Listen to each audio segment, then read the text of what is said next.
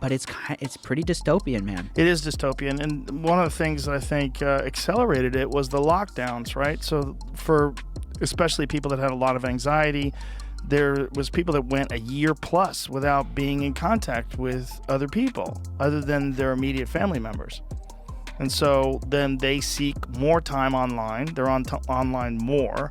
And at the same time, this AI-generated 3D image of a person is communicating with you.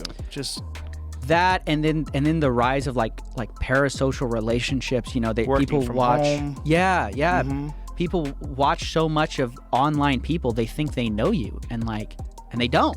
But they feel like you're their friend, rather than them having like online I was hanging out with a few friends, and you know, they got approached by some people, and these guys like felt like they knew them. Like they're like, oh, we know you. Like, I love all your stuff. What do you think about? They're asking about one of their friends. Like, what do you think about when this guy did that?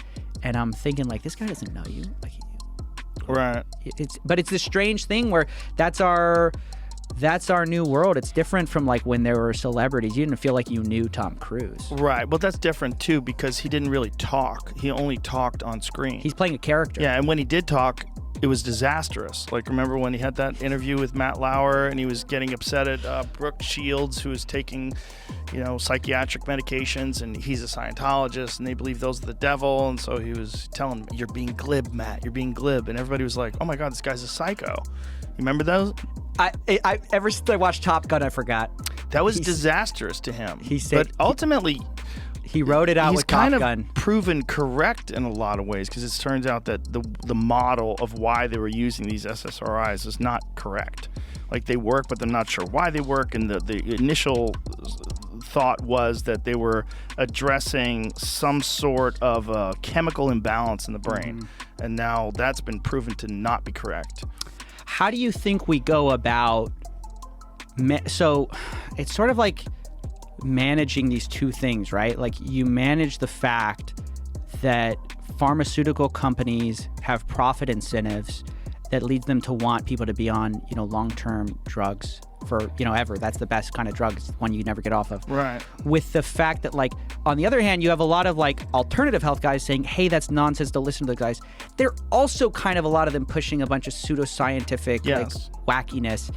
So it's very hard to figure out what's right and what's wrong and what's correct and what's propaganda. Yeah, because you go oh, Tom has a point about these, like, all these, like, you know, these pills, but it's like, okay, then is the answer nothing? Like, it's hard to know. It's interesting, right? Because, like, the question is, like, illness, right? There are certain medications, like insulin, for people that are diabetic. These are like actual real solutions to an actual medical problem that's being created by a pharmaceutical company that addresses real issues and helps people. Right. And then there's also stuff like, hey, you know, maybe you need Adderall, maybe you need focus, and so they're giving you speed, right? And so it's not based on a disease. Like, I can't go to a doctor and the doctor says, hey, you have herpes, you need herpes medication, and then this fixes your disease. It's, I don't feel good, give me something that makes me feel good. And then they give you something that makes you feel good, and you're like, okay, I'm on medicine because I have an illness. Like, is that really what's going on? But what else is causing that illness? Do you exercise? Yeah. Do you sleep right? Are you depressed because you have no meaningful relationships? Are you depressed because you have a job that's horrific and stressful? Like, what is causing this that you're just putting a Band-Aid over?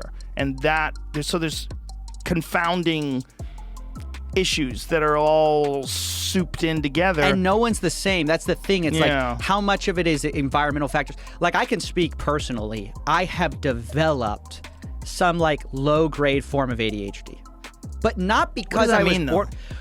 What does it mean? Meaning, okay, so like in the past, I could read books for hours and hours on end, right? Like, I loved reading books. Due to how much I engage with social media, and I'm someone who tries to monitor this stuff. I was on a flip phone last year for like 6 months out of the year. I mean, like, I try to limit this stuff. But because so much of my job is on social media and Twitter, and I'm scrolling, and the scroll is so addictive because you context switch so much, so fast, that it's like my brain, when I try to lock into a book, it's like it takes me a bit. And I'm somebody who likes to read a lot. I'd say I was like a voracious reader, especially as a kid. And like as I get older, I'm having to sit down, and it's more like work. I have to intentionally like, okay, I gotta read this book. Yeah. I'm gonna cut myself from distractions, and I have all these apps on my phone to try to limit the amount of like screen time that I have, because I know this is bad for my brain. So I don't know. For me, I'm like, Adderall is not a good solution for me, because my problem is not that I was born with this issue. My problem is I'm on my device, and my device is literally overstimulating my brain to when I don't have that overstimulation. I'm just sitting in a quiet room with a book. Now my brain's like, well, where is it? Where's the interaction?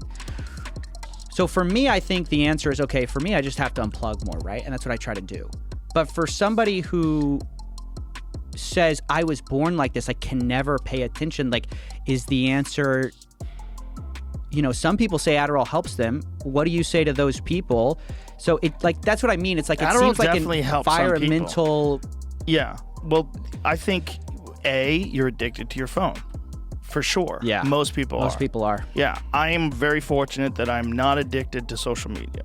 I'm addicted to watching YouTube videos, which is a totally different animal. Yeah. And I'm also addicted to watching YouTube videos on things that I enjoy, which is better. So I've filled that gap with things like I watch like fight videos and professional pool matches. It stimulates me in a way, but I'm not engaging with this context switching constantly, like scrolling on Twitter. I go to Twitter maybe 5-10 minutes a day. I go and I see what the fuck's going on. Yeah. Like, what is everybody mad at? Like, who's in trouble? Like, I'll shit scroll. Such a funny way to describe Twitter. It's so accurate too. But I do not post. Right. If I post in ghost. I just post and I leave it alone. I don't read the comments ever. Mm-hmm. I don't read any of my comments. And I think that's great. That is very important for famous people. It's very, very important, because I have friends that don't, and they'll come to me and you know what they're saying? I go, how do you know what they're saying? Like, what do you give a shit?